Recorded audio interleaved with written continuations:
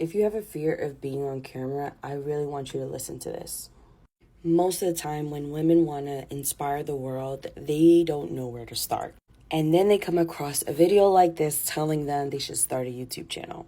And you get so excited, you're like, oh my gosh. But then all of a sudden reality hits.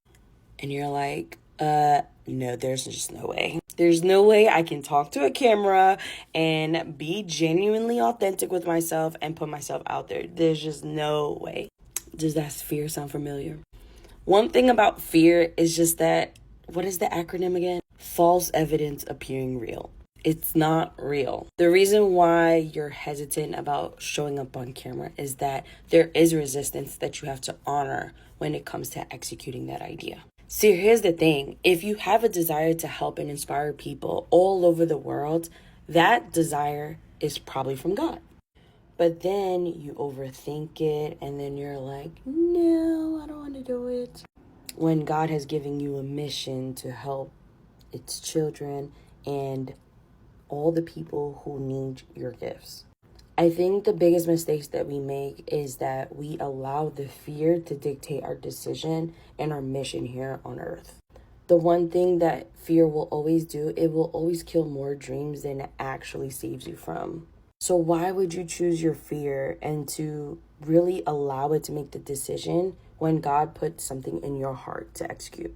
See, the thing is that when we have the fear of being on camera, we're thinking about ourselves. Instead, what I did to overcome this was to really hone in on what is the goal for stepping on camera and being confident.